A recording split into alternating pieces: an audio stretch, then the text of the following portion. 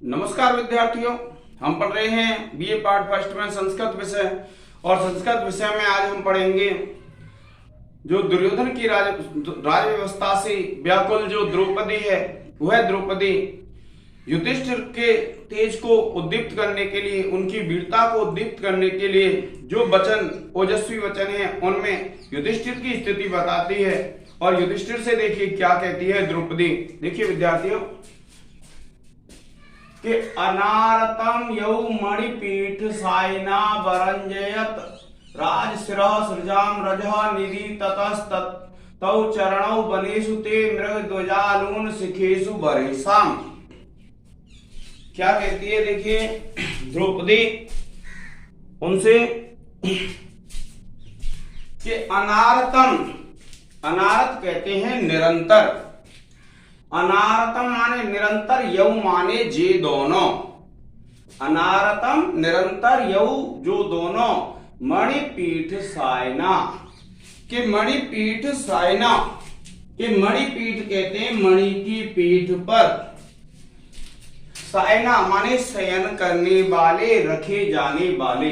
क्या कहा कि अनारतम निरंतर, यौ माने दो, जो यद शब्द का द्विवचन है कि अनारतम निरंतर यौ मणिपीठ सायना कि जो दोनों मणि की पीठ पर रखे जाते थे, ऐसे अरंजयत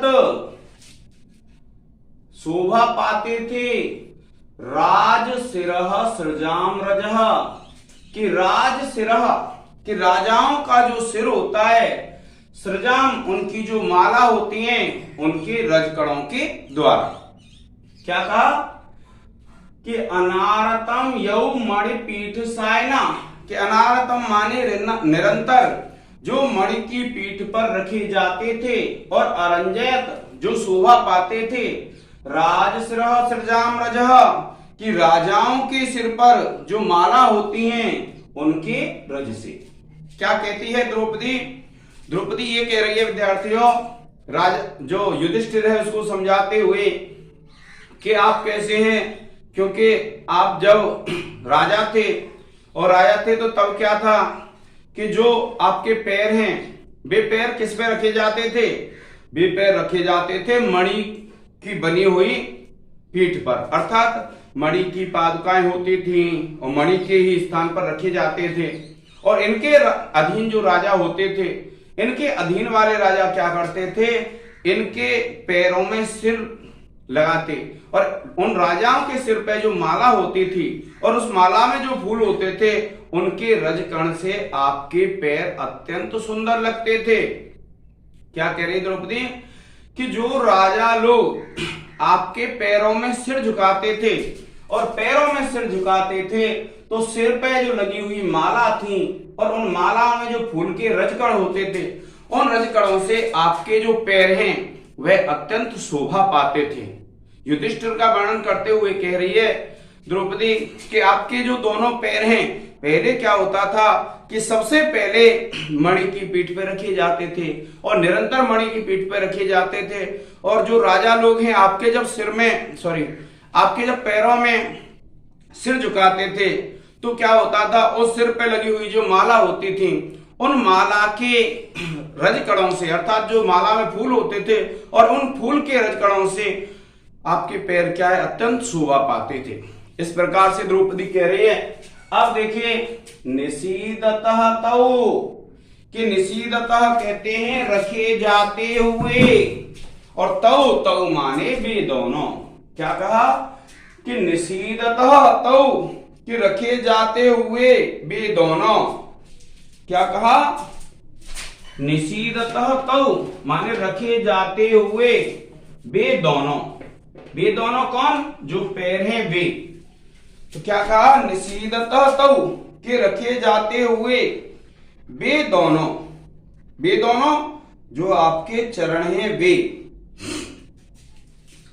चरणौ चरण, वनेषु वन में, ते माने आपके, मृग द्विजालून शिखेषु बरेशाम कि मृग द्विजालून कि मृग और द्विज जो होते हैं उनके द्वारा तोड़े गए कुशाओं पर पड़ते हैं।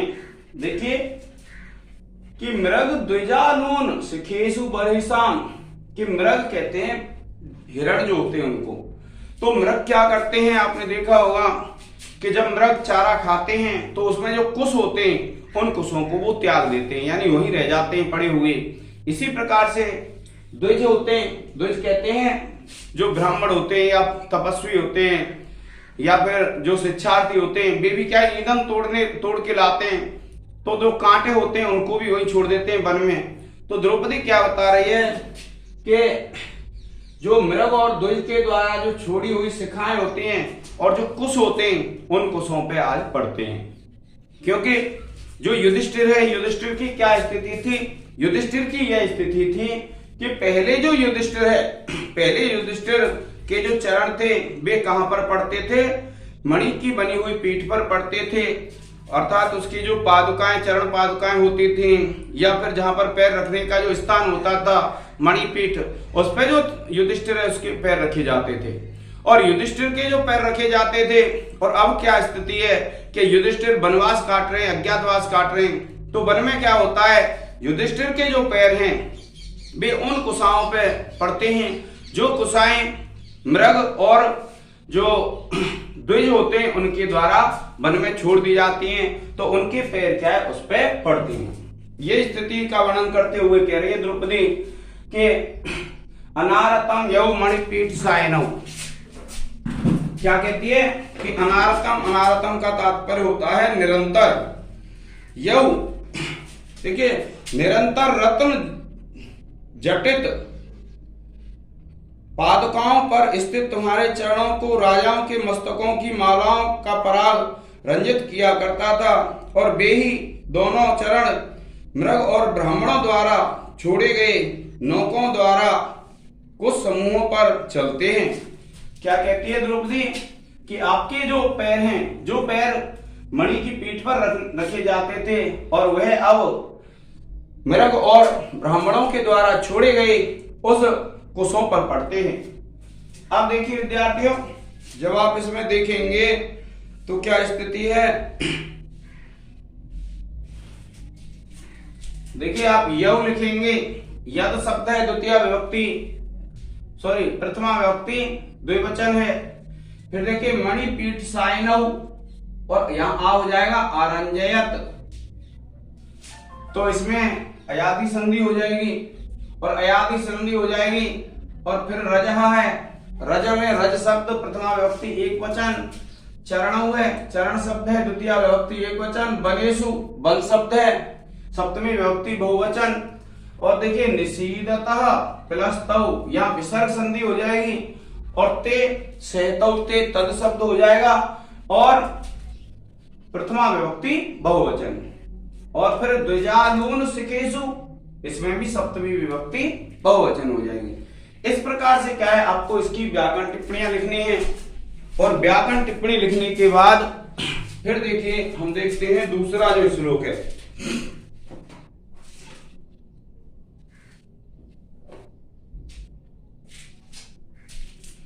अब देखिए ये जो निषीदतः है इसमें आपको क्या लिखना है, ने उपसर्ग है, सद धातु है और लट लकार प्रथम पुरुष द्विवचन है।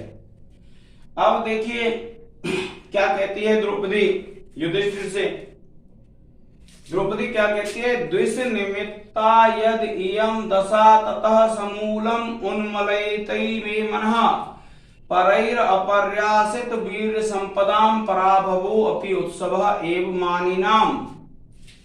क्या कहती है द्रौपदी, द्रौपदी कहती है कि दुष्ट निमित्ता, दुष्ट कहते हैं विद्यार्थियों शत्रुओं को, कि आपकी ये जो दशा है शत्रुओं के कारण है और इसी से मेरा मन मूल से उखड़ा जा रहा है और शत्रुओं से अपराजित पौरुष रूप संपत्ति वाले स्वाभिमानियों के लिए पराजय भी उत्सव का कारण होती है। क्या कहती है द्रौपदी, देखिए कि द्वेष, द्वेष कहते हैं शत्रु को, निमित्ता, निमित्त कहते हैं कारण से, यानी द्वेष निमित्ता शत्रु के कारण से यद इयम दशा, ये जो आपकी दशा है, आपकी जो स्थिति हुई है वो किस कारण से हुई है? शत्रु के कारण से हुई है। तो क्या कहा? द्वेष निमित्ता यद इयम दशा, कि यह जो आपकी दशा हुई है वह शत्रु के कारण से हुई है। देखिए, द्वेष निमित्ता यद इयम दशा, कि यह जो दशा है वह शत्रु के कारण से हुई है, और ततः इसलिए समूलम उन्मूलयति मे मनः, कि समूलम, स कहते हैं साथ में, मूल कहते हैं जड़ को, कि समूलम उन्मूलयति इव मे मनः, कि यह मेरे मन को जड़ से उखाड़ सा रही है। क्या कहा? द्वेष निमित्ता यद इयम दशा। द्रौपदी युधिष्ठिर को बता रही है कि हे महाराज, यह जो आपकी स्थिति हुई है वो किसके कारण से हुई है? शत्रु के कारण से हुई है। यह स्थिति आपकी भाग्यवश नहीं हुई है। किससे हुई है? शत्रु के कारण से, क्योंकि आपके जो शत्रु हैं आपके साथ छल कपट किया है, और छल कपट करने के कारण से आपकी स्थिति ऐसी हो गई है। तो क्या कहा? द्वेष निमित्ता यद इयम दशा, कि यह जो आपकी दशा हुई है वो शत्रु के कारण से हुई है। क्या कहा? द्वेष निमित्ता यद इयम दशा, कि यह जो आपकी दशा है, यह जो आपकी स्थिति है, द्वेष निमित्ता, यह शत्रु के कारण हुई है। क्या कहा? द्वेष निमित्ता यद इयम दशा, कि यह जो आपकी दशा है, यह जो आपकी स्थिति है वो शत्रु के कारण से हुई है। क्यों? क्योंकि आपके शत्रुओं ने आपके साथ छल किया है, और इस कारण से आपकी यह स्थिति हो गई है जो वर्तमान में स्थिति है। और ततः इसलिए समूलम उन्मूलयति इव मे मनः, कि समूलम, जड़ सहित, उन्मूलयति इव, उखाड़ सा रही है, मे मनः, मेरे मन को। क्या कहा? कि इसलिए ततः, इस कारण से, समूलम उन्मूलयति इव मे मनः, कि समूलम माने जड़ सहित, उन्मूलयति इव, उखाड़ सा रही है, मे मनः, मेरे मन को, कि यह जो स्थिति है वह मेरे मन को अत्यंत व्याकुल कर रही है। और क्यों कर रही है यह स्थिति मेरे मन को अत्यंत व्याकुल? इसलिए कर रही है क्योंकि आपकी यह जो स्थिति हुई है, आपके साथ ये जो छल कपट हुआ है वो शत्रु के कारण से हुआ है, स्वयं नहीं हुआ है। और इसलिए यह जो आपकी स्थिति है वह मेरे मन को क्या है? अत्यंत पीड़ित कर रही है। और इस कारण से देखिए क्या कहते हैं आगे, परय्य अपर्यासित वीर्य संपदाम, कि परय्य, पर कहते हैं शत्रु को, कि परय्य, शत्रुओं के द्वारा, अपर्यासित, जो पराजित नहीं होते हैं, वीर्य संपदाम, ऐसी वीर्य संपदा वाले। क्या कहा? परय्य अपर्यासित वीर्य संपदाम, कि शत्रुओं के द्वारा पराजित न होने वाली वीर संपदा वाले को। द्वितीय है कि परय्य अपर्यासित वीर संपदा, कि शत्रुओं के द्वारा जो तिरस्कृत नहीं होती है, जो कभी पराजित नहीं होती है, ऐसी वीर संपदा को या संपदा वालों को, पराभवो अपि उत्सव एव मानी नाम, कि पराभव एव, कि जो पराजय होती है वह भी उत्सव एवं मानी नाम, के स्वाभिमानी व्यक्तियों के लिए वह उत्सव के समान होती है। क्या कहा? कि परैर अपर्यासित वीर संपदा, कि शत्रुओं के द्वारा जिनकी वीर संपदा तिरस्कृत नहीं होती है, जो शत्रुओं के द्वारा कभी भी पराजित नहीं होते हैं, और पराभवो अपि उत्सव एवं मानी नाम, कि अगर ऐसे स्वाभिमानियों के लिए पराभव भी क्या होता है? उत्सव का कारण होता है। किंतु आपकी ये जो स्थिति है वह किस कारण से हुई है? शत्रु के कारण से हुई है। और शत्रु के कारण से हुई है इसलिए मेरा मन इससे व्याकुल हो रहा है। इस प्रकार से द्रौपदी युधिष्ठिर से कहती है कि द्वेष निमित्ता यदि यम दशा, कि यह जो दशा है, यह जो आपकी स्थिति है, द्वेष निमित्ता, शत्रु के कारण हुई है। क्या कहा? द्वेष निमित्ता यदि यम दशा, कि ये जो आपकी दशा है वह द्वेष के कारण अर्थात शत्रुओं के कारण से हुई है। ततः इसलिए समूलम उन्मूलयति मे मनः, कि ये जो आपकी स्थिति है, समूलम कहते हैं जड़ सहित उन्मूलयति इमे मनः, कि मेरे मन को उखाड़ सा रही है। क्योंकि आपकी ये जो स्थिति हुई है वो किसके कारण से हुई है? शत्रुओं के कारण से हुई है। और शत्रुओं के कारण से हुई है तो ये जो आपकी स्थिति है वह मेरे मन को उखाड़ सा रही है, मेरे मन को व्याकुल कर रही है। और फिर क्या कहती है कि जो व्यक्ति ऐसे होते हैं जिनको कभी भी कोई शत्रु पराजित नहीं कर सकता है, और अगर वे पराजित हो जाते हैं भाग्यवश, तो ऐसे व्यक्तियों के लिए पराजय भी क्या उत्सव का कारण होती है। किंतु आपकी स्थिति किसके कारण से हुई है? शत्रु के कारण से हुई है, इसलिए यह जो स्थिति है मुझे व्याकुल कर रही है। और फिर क्या कहती है कि आपकी यह दशा शत्रुओं के कारण है, इसी से मेरा मन जड़ से उखड़ा सा जा रहा है, और शत्रुओं से अपराजित पौरुष रूप संपत्ति वाले स्वाभिमानियों के लिए पराजय भी उत्सव का कारण होती है। अब देखिए क्या कहते हैं,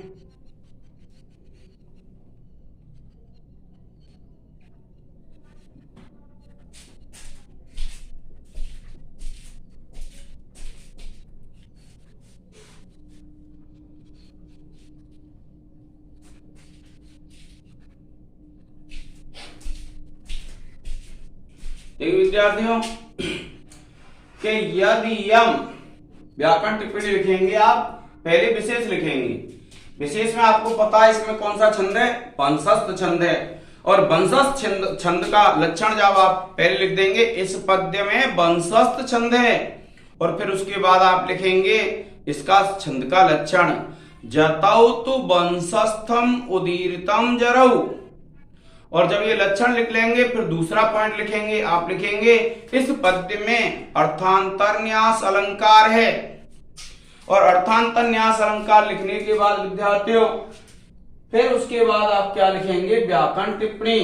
अब देखो यह है यदि यम, यदि यम में जब आप इसका संधि विच्छेद करेंगे तो यह ता हो जाएगा यत प्लस यम, और ये संधि हो जाएगी आपकी जसत्व संधि, हल संधि। फिर देखिए ततः, ततः में आप क्या करेंगे? तद शब्द है और तसिल प्रत्यय है पंचमी अर्थ में, और उन्मूलयति इव, उन्मूलयति इव, और इव के कारण इसमें उत्प्रेक्षा अलंकार भी हो जाएगा और अर्थांतर न्यास अलंकार भी है। परय्य अपर्यासित, कि परय्य यहां से ये राह विसर्ग हो जाएगा, आ निकल आएगा, परय्य अपर्यासित वीर्य संपदाम, कि पर कहते हैं यहां विसर्ग संधि हो जाएगी। और फिर देखिए पराभवोप्य, यहां दो संधियां होंगी विद्यार्थियों, कि यहां से पराभवो प्लस अप आ कर लेंगे इसको अप्योत्सव, तो हो जाएगी आपकी पूर्व रूप संधि। और फिर पराभवो अपि प्लस उत्सव, यहां यण संधि हो जाएगी। और यण संधि करने के बाद फिर आप क्या करेंगे? इसका सूत्र लिख देंगे एको यणची। और फिर देखिए विहाय, सॉरी मानिनाम, तो मानिनाम षष्ठी विभक्ति बहुवचन है। इसी प्रकार से यहां पर दीर्घ संधि हो जाएगी उन्मूलयति प्लस एव, यहां दीर्घ संधि हो जाएगी। और पर शब्द है तो परय्य है, तो आप लिख देंगे पर शब्द तृतीया विभक्ति बहुवचन।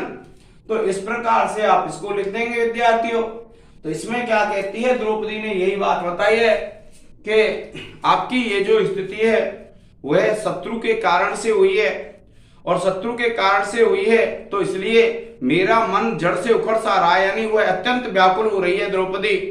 और द्रौपदी अत्यंत व्याकुल हो रही है तो उसके बाद क्या होता है कि जो द्रौपदी है उसकी व्याकुलता, और फिर क्या कहती है द्रौपदी कि जो व्यक्ति ऐसे होते हैं जिनके तेज को, जिनके वीर्य को कभी कोई पराजित नहीं कर सकता है, और किंतु भाग्यवश अगर वो पराजित हो जाते हैं तो वह पराजय भी उनके लिए प्रसन्नता का कारण बनती है। और प्रसन्नता का कारण बनती है, क्यों बनती है? क्योंकि वे जो लोग होते हैं वे ये जानते हैं कि ये हमारी पराजय भाग्यवश हुई है, किंतु आपकी जो पराजय हुई है वो किस कारण से हुई है? आपकी पराजय हुई है आपके शत्रु के कारण से, इसलिए मेरा मन अत्यंत व्याकुल हो रहा है। पढ़ लीजिए विद्यार्थियों आप एक बार।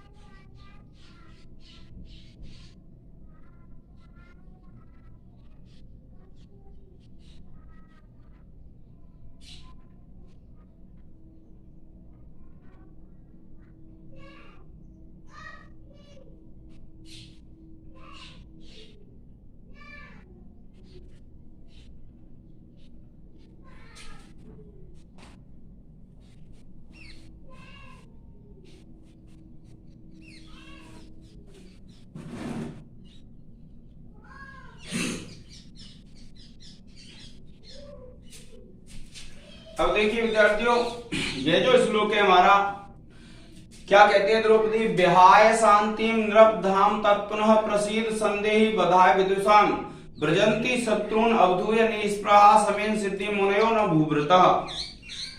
क्या कहते हैं, विहाय माने छोड़ करके, शांति माने शांति को। क्या करे द्रौपदी, विहाय शांतिम शांति को छोड़ करके, नृप नृप हे राजन, युधिष्ठिर से कह रही है कि नृप हे राजन, विहाय शांतिम शांति को छोड़ करके, धाम तत् पुनः, कि धाम माने तेज को, वीरता को, तत् पुनः उस वीरता को जो आपके अंदर वीरता है जिसको आप भूल चुके हैं। क्या कहती है, विहाय शांतिम, कि शांति को त्याग करके, शांति को छोड़ करके, नृप हे राजन धाम तत् पुनः संदेही, कि आप उस तेज को, अपने जो आपके अंदर जो तेज है उसको पुनः प्राप्त करो। प्रसीद प्रसीद हे राजन प्रसन्न हो जाओ, बधाय विदुषाम, बधाय बध के लिए, विदुषाम शत्रुओं के। क्या कहते हैं द्रौपदी, कि विहाय शांतिम नृप हे राजन, विहाय शांतिम धाम तत्पुनः संदेही बधाय विदुषाम, यानी हे राजन आप प्रसन्न हो जाइए और आप शत्रुओं के विनाश के लिए जो आपके अंदर विद्यमान तेज है उसको पुनः प्राप्त कीजिए। क्यों? क्योंकि शत्रु आपका अपकार कर रहे हैं, और अपकार कर रहे हैं तो इसलिए क्या है, आप उस तेज को पुनः प्राप्त कीजिए। क्या कहा, विहाय शांति नृप धाम तत्पुनः, कि विहाय माने छोड़ करके, शांति माने शांति को। क्यों? क्योंकि युधिष्ठिर ने शांति का स्वभाव अपना रखा था।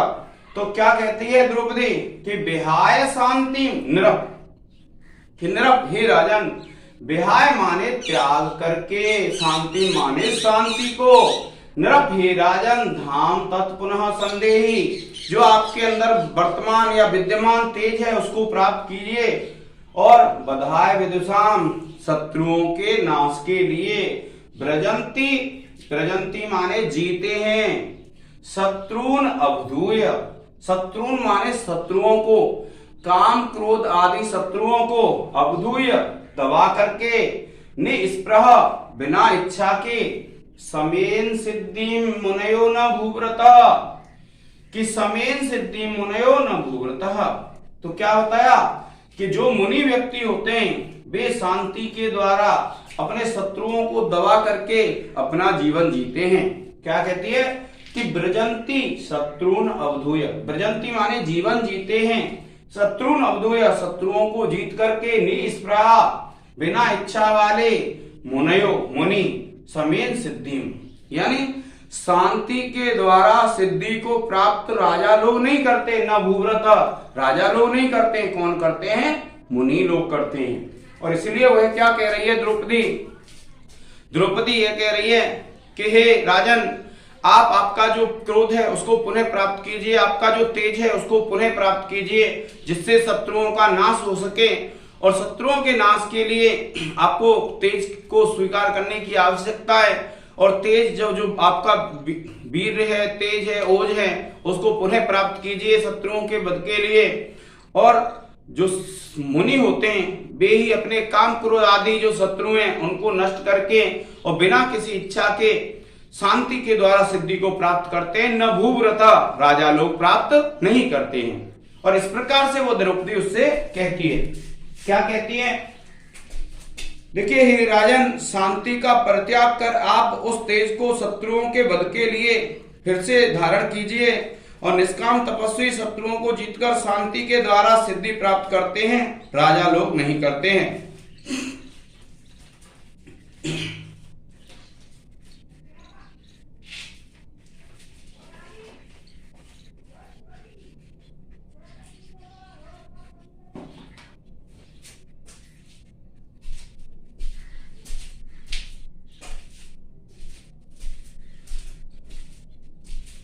ये क्या है विद्यार्थियों? समेन सिद्धि मुनयो न भूव्रत। यह क्या है? एक सूक्ति है। और जो सुवासित होते हैं, मैंने आपको बता दिया है कई बार कि जहां सुवासित होता है वहां अर्थांतर न्यास अलंकार होता है। तो अब देखिए, आपको क्या करना है इसमें कि सबसे पहले आप अपना विशेष लिखेंगे और विशेष में आप लिखेंगे नंबर 1 डाल के, इस पद्य में वंशस्थ छंद है। दूसरा विशेष लिखेंगे, इस पद्य में अर्थांतर न्यास अलंकार है। और तीसरा जो होगा व्याकरण टिप्पणी लिख के, तीसरा नहीं है, आगे वाला बिंदु है व्याकरण टिप्पणी।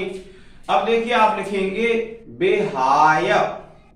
तो बेहाय शब्द जब कोड कर ले नंबर 1 डाल के, तो बे उपसर्ग, हा धातु और ल्यप प्रत्यय। फिर देखिए संदेही कि संदेही। अब संदेही में क्या है? सम उपसर्ग है, सम उपसर्ग धा, धा धातु, दा नहीं है, धा धातु है। लोट लकार मध्यम पुरुष एक वचन। बधाय वध शब्द है, चतुर्थी विभक्ति एक वचन। और देखिए ब्रजंती है, ब्रज धातु, लट लकार प्रथम पुरुष बहुवचन। और फिर देखिए समेन सिद्धिम। समेन माने शांति के द्वारा, सिद्धिम इसमें तृतीया विभक्ति है।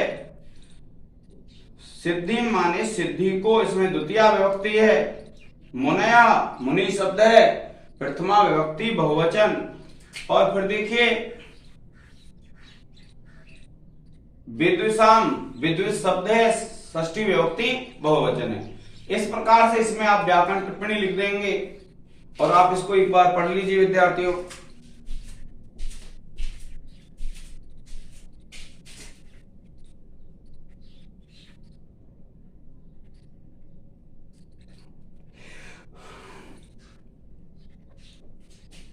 जब आप इसको पढ़ेंगे तो इसमें क्या है कि सबसे पहले आप संदर्भ लिख देंगे कि प्रस्तुत पद्य आतपत्र भारवी विरचित क्रातार्जुनीयम महाकाव्य के प्रथम सर्ग से अवतरित है। और जब आप इस बात को लिख देंगे, फिर आप लिखेंगे प्रसंग, और प्रसंग में आप लिख देंगे कि इस पद्य में युधिष्ठिर के क्रोध को उद्दीप्त करने के लिए द्रौपदी कहती है। और जब ये लिख देंगे फिर आप व्याख्या कर लेंगे। और व्याख्या में मैंने आपको विद्यार्थियों बताया है कि व्याख्या का यह नियम होता है कि सबसे पहले तो आपको क्या करना है, व्याख्या के लिए सबसे पहले आपको अनुवाद जैसा है वह लिखना है और फिर उसके बाद पैराग्राफ बदलेंगे और पैराग्राफ बदलने के बाद अत्यधिक डिटेल से लिख देंगे। इस प्रकार से आपको व्याख्या करनी है। फिर आप विशेष लिख देंगे और विशेष के बाद व्याकरण टिप्पणी और फिर आपकी व्याख्या पूर्ण हो जाती है।